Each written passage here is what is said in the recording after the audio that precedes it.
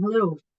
It's really amazing to have that you guys have so many people who are online tonight on a not so rainy night in Vancouver. So I thank you very much for being here tonight. And I left this, uh, I really love this poster that Teresa created for us because it shows a lot of like that. That's how the library feels. It's just lots of color and lots of very books on very interesting, very grounded, very natural um, things, which I guess because we're all here, we all love.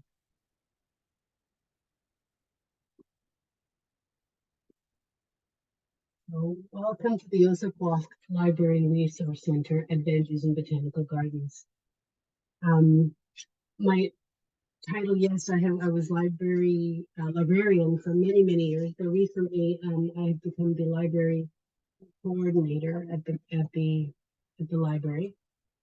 And I'm just kind of wondering, I don't know if there's a way to figure this out right now with everybody online, but I'd just like to get a sense of whether people have been, maybe I'll just let people put it if they want, put it in the chat. Marina, can you try putting your outdoor voice on and you talk? Okay, I'll try. Um, okay,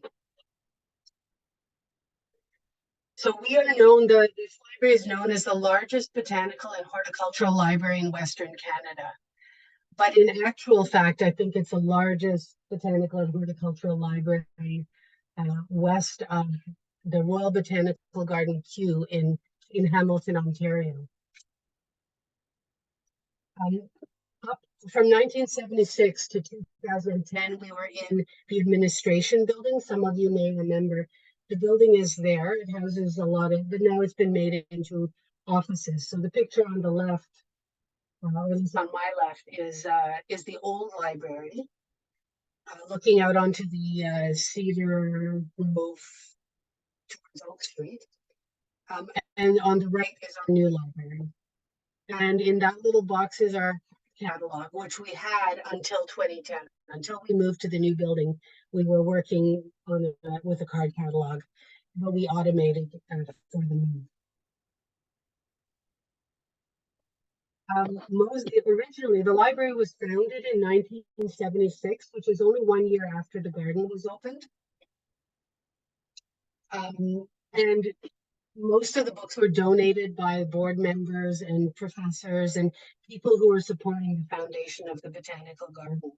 And it was used as a training tool for staff and volunteers. The first garden director and curator was called Roy Forster, and he was a real educator in so many ways, and he trained a whole slew of guides who took a lot of they bought into it. They loved the garden, and many of them continued volunteering for the garden for 25, 30, even 40 years. So very dedicated people. And today it still serves many of those same groups, staff and volunteers, and volunteer groups such as the guides, our plants to sea volunteers, seed collectors, flower rangers, master gardeners, advanced master gardeners. But since the move, we have become even more sort of public oriented. So our youth collection has expanded, and I mean, when I buy books that are of also many books of quite wide general interest, including art and literature, and I'll talk a little bit more about that in a moment.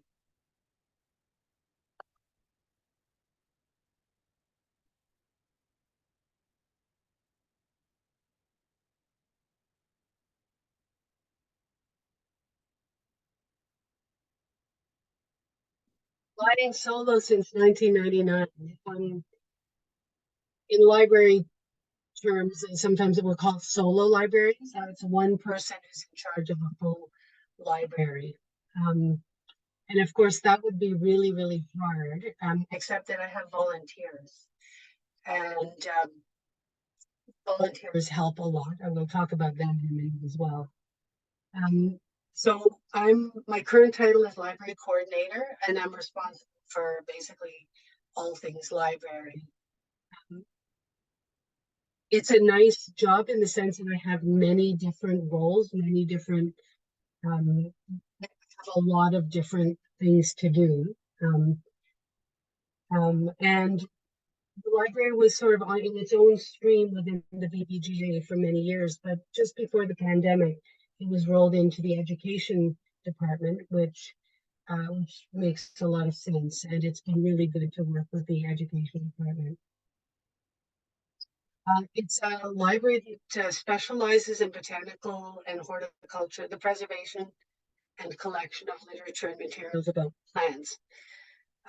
It's way more wide and eclectic than that. In actual fact, it's a great place for you to come and browse and just wander, like I was saying to somebody that, wandering around banging books, you just don't know where you're going to end up, and you wander and you find the perfect book for you. So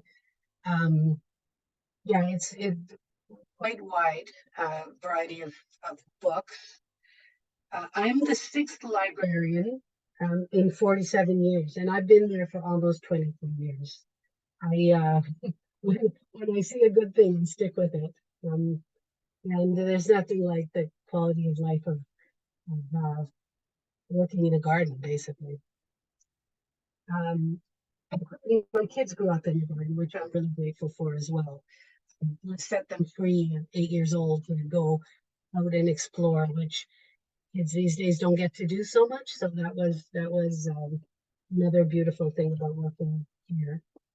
My credentials is I've got a Master of Library and Information Science from McGill University after I did my bachelor in psych, as Nina said. And having been at the garden for so long, I've sort of developed institutional memory in the sense that I've been around, I knew the volunteers from before, been through garden directors, and many of I'm now the longest running staff. I wasn't up until recently, but I am now. I've been there the longest. So it's interesting to sort of know the history of the place and to be interested in it. And of course, working with volunteer groups and staff is just it's a great environment to work in.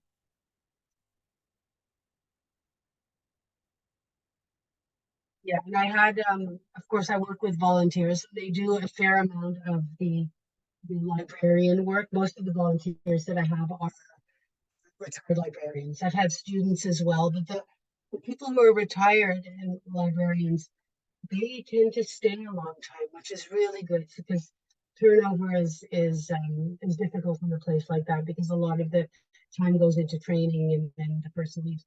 But retired librarians just seem to stay, which I'm grateful for.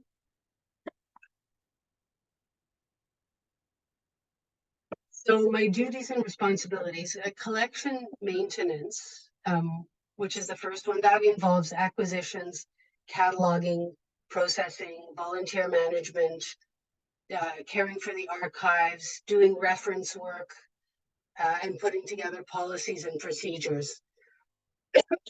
A lot of those things are actually primarily done by volunteers.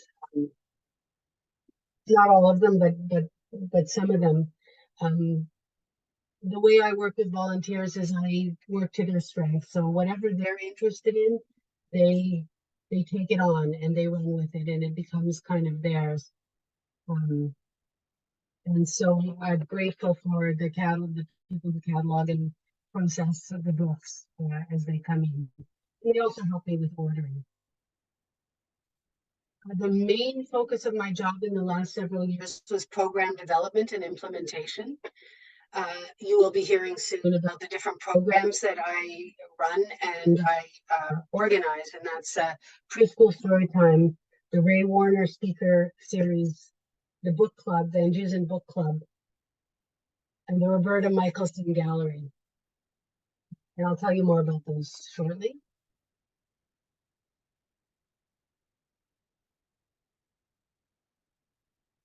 and the other thing I do is I support the education team and other staff. So there's a lot of programs. The education team has grown in leaps and bounds in the last few years. And we run a lot of programs from camps to nature programs for children, field trips, teacher professional days, and so on, summer camps, spring break camps.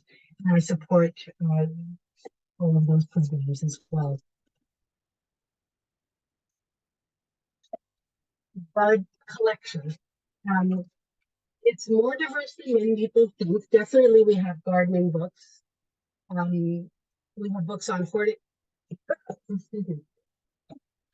horticulture and botany. So in terms of the botany, we have floras from around the world. And earlier, Teresa was saying that one way to use it for just by general people is I'm going to Italy. What kind of plants am I going to find in Italy? And we've got flora of Southern Europe and there's places you can, the Mediterranean flora. So that's one. It's used by our staff, but it's also, it could be used in that way and for identification. We have books on history, First Nations, art, art and gardens, literature, garden literature, horticulture, design, garden design, pests and diseases, photography, birds, mushrooms, animals, different mammals. It's pretty wide, pretty wide. Approximately 7,000 books in our library at the moment. We always take some out and add some new ones.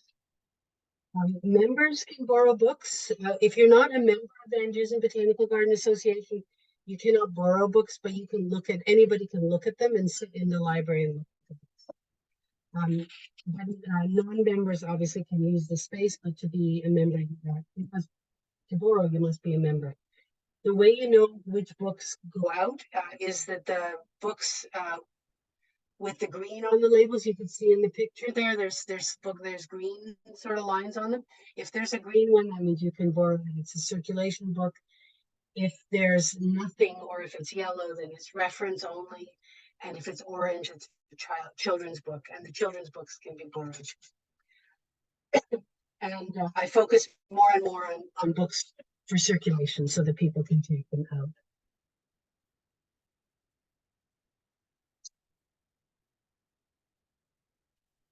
Antiquarian books. When you first come into the library, this is what you see. It's not a particularly valuable or it's not a collection that we develop. I think these were all given to the library before I came.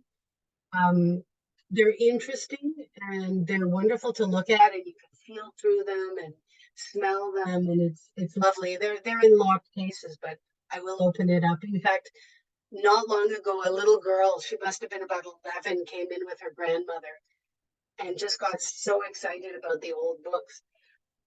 So of course I opened it up, and she was looking at them and talking about them, and it was gratifying. And I think most of them were donated by the original board members, some of whom were botany professors.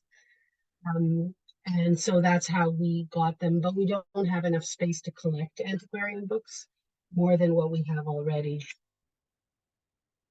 We have had people do research through them.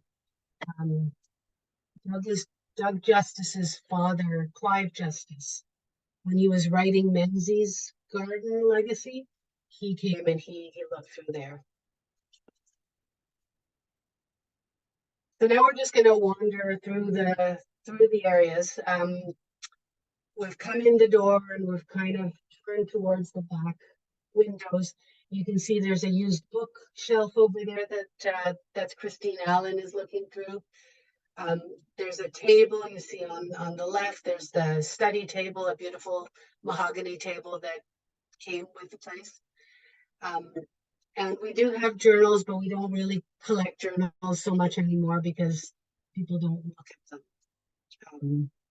And beyond that is the area for meetings and an art gallery space, and you'll see that more in a second. That's UBC students at the study table with masks on. That was several months ago.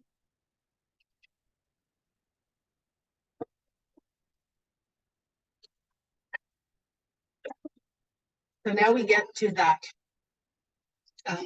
The youth collection, you can see there's a little table that we got recently for the children. And the bottom three shelves are for children. They got the orange label on them. But above them, there's a lot of interesting things. There's our newsletters going back to before the garden opened. I think it goes back to 1972. And in those days, not so much anymore, but in those days, our newsletters went through several different names, but they had a lot of, for lack of a better word, meat to them. They had articles about our volunteers, about the different parts of the garden. There's a lot of information in those about the history. So they're like a really good archival collection to have. There's also a set of 5 binders, the black binders that are up there too as well.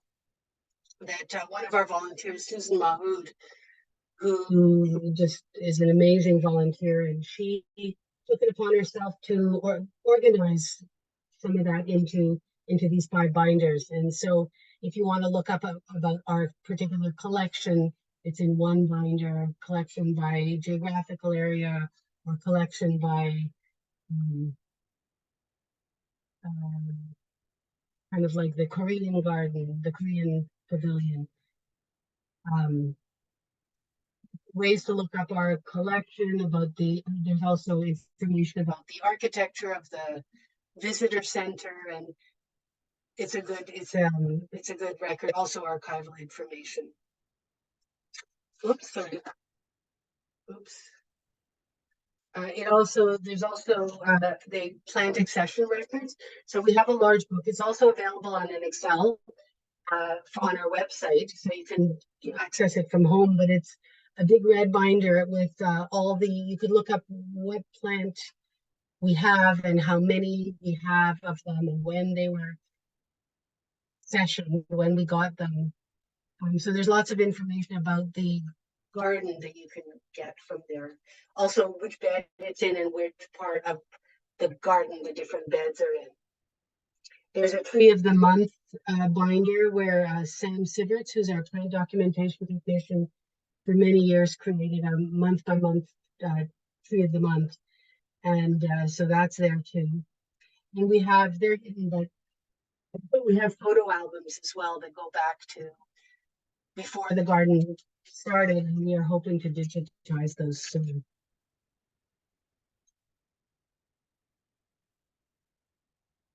We have archival material as well. This is part of Susan Mahood and a few other women did an amazing job on the 40th anniversary. They created a really beautiful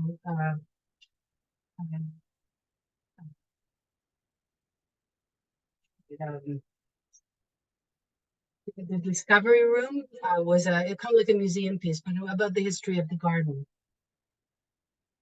And this comes from that. Believe it or not, that is Granville Street at 37th, looking south, I think. Oh no, and Granville Street used to be called North Arm Road. And that already looks to be like it was second growth by 1895.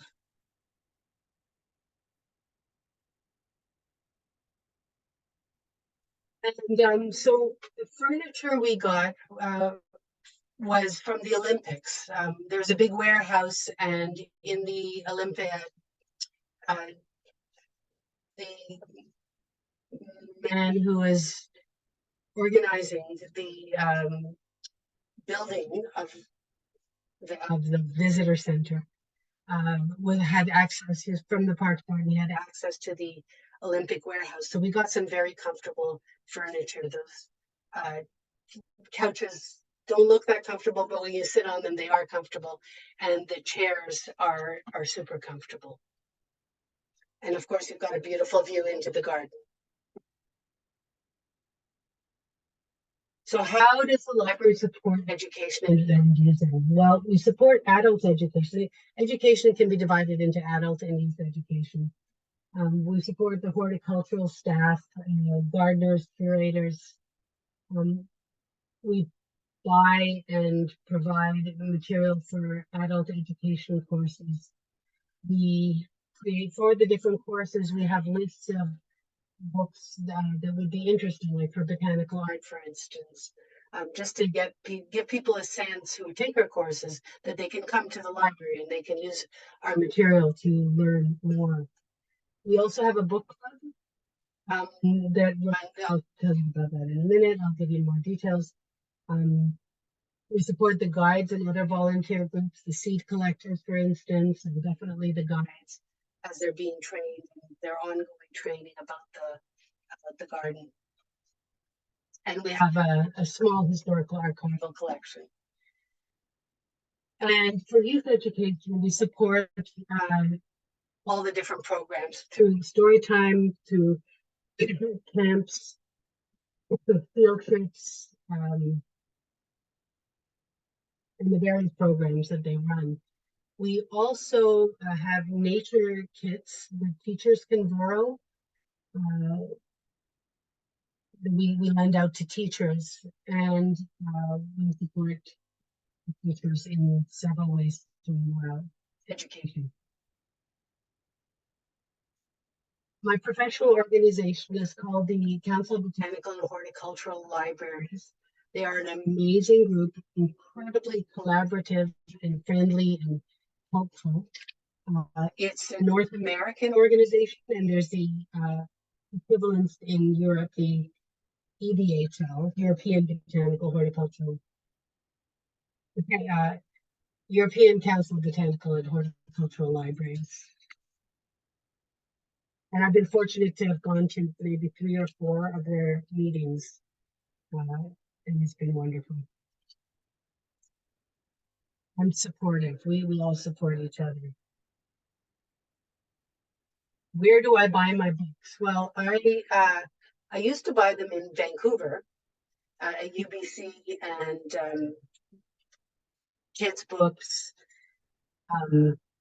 but a lot of the independent bookstores and the books like UBC no longer doesn't sell books very much, certainly not in botany or horticulture. So I ended up going to Powell's Books in Portland, Oregon. Now, I don't know, I imagine many of you know about Powell's Books. It's about the size of IKEA. It's divided into maybe 8 rooms.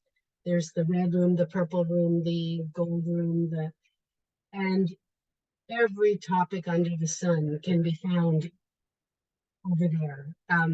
So really almost everything that I look for is there. So, and not only that, but you can buy used books.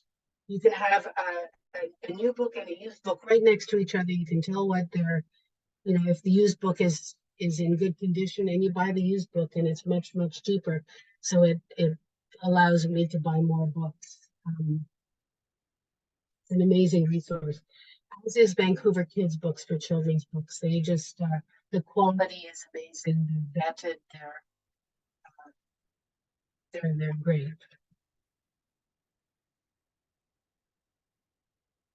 Library volunteers. As it says, they're absolutely crucial to the library. They're mainly retired librarians. Together, they contribute 20 to 30 hours a week to the library. And I think I have about 2 types of volunteers, the weekend volunteers and the weekday volunteers.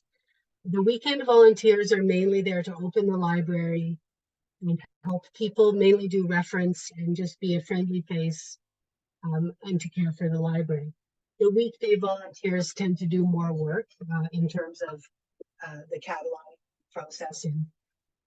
On the left, there are our 2 preschool storytime volunteers who work together to create the program, to provide the program.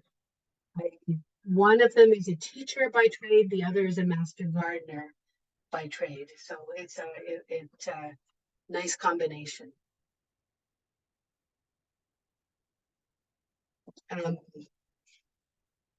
So, like it says, that's from Willy Wonka and the Chocolate Factory.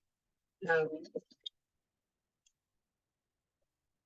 sorry, just a second.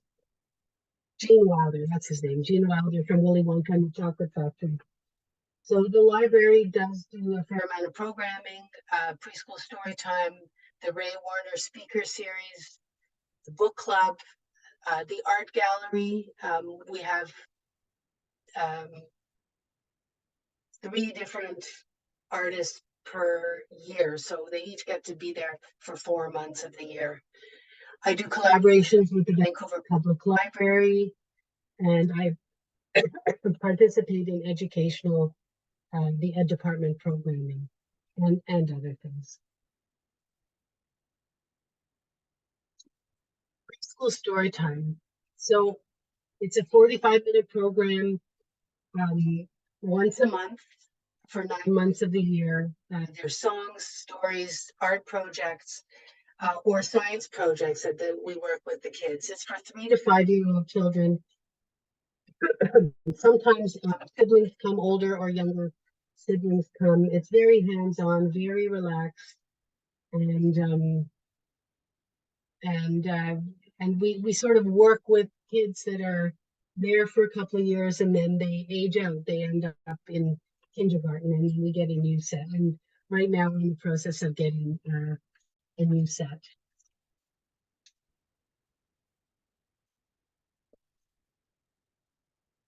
Yeah, the families are involved. During the pandemic, we held these outside, and remember, these were children who did not get a lot of socialization, and they certainly didn't do group things because they were children that were born in and around the beginning of the pandemic. So it was just lovely to have them back in person and to be there with them and their parents as well. Preschool Storytime was founded in 2015 by Marilyn Hooper, who is the woman who's reading the story in the picture. And we also have family programs for that same age group. Nina, there you are. The Ray Warrior Speaker Series. So we've been running the speaker series since 2018 or so, but I only did 1 or 2 a year at the beginning. But when the pandemic hit, and we had to do that really quick pivot onto Zoom, and I did, I think I did 1 a month for a year, because it was also a way to raise funds for the VBTA. We are now, just now, Nina was actually the first. Nina spoke to us about the trees of Vancouver in March, I think it was, or April, something like that, in the spring. And hers was the first in-person one since the pandemic. And it wasn't a huge amount of people, but it was, it's just, I think everybody there appreciated it so much that we could be there, we could be in dialogue. It's a different thing than Zoom. Zoom has its place and Zoom is wonderful, but there's something about in person that is just very satisfying for the people who are there. And of course, Nina was so open to dialogue in the middle of it, and it was just lovely. The topics are quite diverse. Again, we've had John Clay talk about the 2021 flood disaster. He works at SFU. He's a professor at SFU, and we also had another professor from SFU talk about forensic botany, and Mark Winston and Renee Saclikar. Again, he's a professor and she's a poet, and they collaborated together. And Jacqueline Scott from Toronto talked about race and outdoor space and how what is felt from different communities. So yeah, so that's a fun one. next one, here we go. These are the presentations we had this year.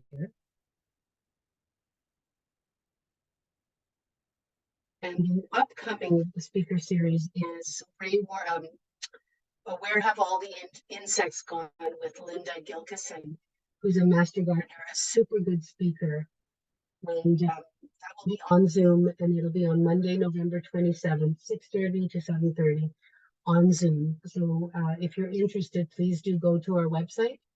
And you can look under Learn and under Library and find her that way for registration. It will be a good one.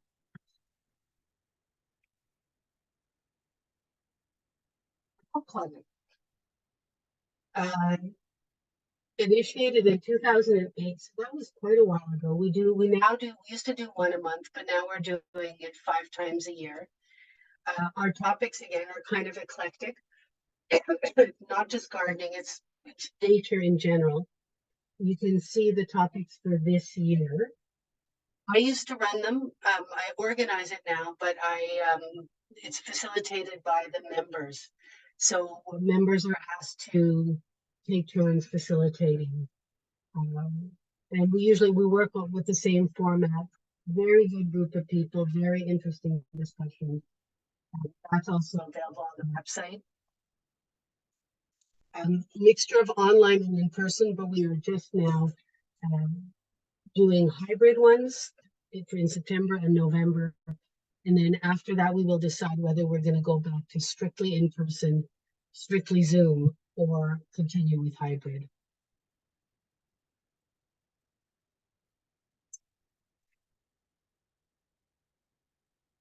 The art gallery.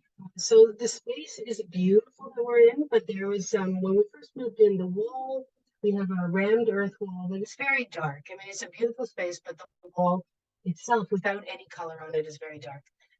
So at some point after we moved in, we decided to make an art gallery. So this way, every time you walk into the library, at least every 3 months, it's fresh, it's different. There's color on the wall. There's different styles on the wall. They're usually almost always local artists. The works are almost always for sale. And one group presents every year. They're the En Plein Air group because one of the people in there was organizing these exhibits for a while. And they paint in the garden. So every year they have a different theme that they paint in our garden per se. And there's a look at the wall as it is right now. And there's other places in the library as well where there's art. On occasion, we do book launches. We did one with Gary Lewis last year. He wrote the complete book of ground covers. And Vicki Earle, who is a real proponent of the Glodale Conservatory. She has been a board member, did a book launch with us this year in August. Also collaborate with the public library, work with the children's librarians, welcome groups in, find the way, there's always a theme that the librarians work around. They do most of the programming, but I support them. And here we are, the video. So I just realized are we going over? Not really. No. I'm just gonna show you the video just as you walk into towards the library to give you a sense.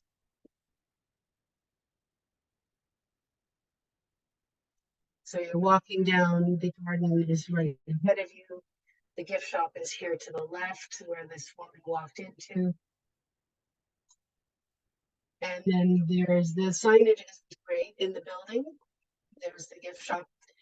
This is the hallway that you will be walking down to get to the library.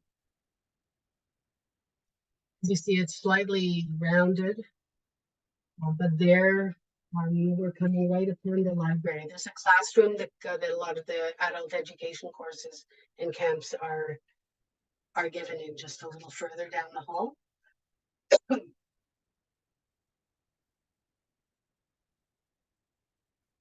There's a public access computer that people can use. There's the antiquarian books. And then the collection starts. There's quite a few stacks, as you can see. Our processing area, there's what Nina and I talked over when we met. The more shelving, the used book sale, bargain prices, the lower journal shelves, and this is where we do preschool story time, or have art exhibits, or sometimes book talks. And there's the area that the different binders that I talked about in youth collection.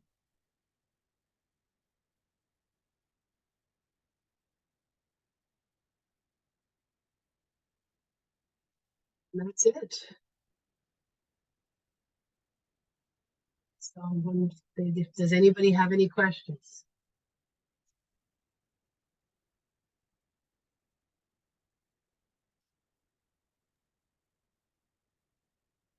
Well, that was excellent. Thank you so much, Marina. Truly enjoyed so much of that, learning so much more than I thought the library. It's so much more expansive than I ever thought. Having spent time in the library and wandered around and looked at quite a lot of the different parts of it, I didn't realize how involved you were with so many different parts of the library itself, and Vancouver Public Library with all the speakers you bring in. It totally fascinating. And I'm so glad that you were able to do this talk, because I think it's this library is just not as well known as I feel it needs to be. It is such a wonderful resource, and I wish that more of the people who come to VanDusen itself would know about the library and come and spend time in it, look around, see what you have.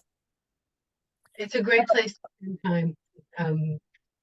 Yeah, and I encourage anybody who's been on this call, if you come in, introduce yourself and let me know that you saw the talk, and I can show you around. Excellent.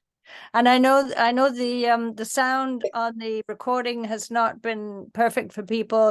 It came and went, but I do hope that people got enough out of it that they are able to learn and know how wonderful this library is.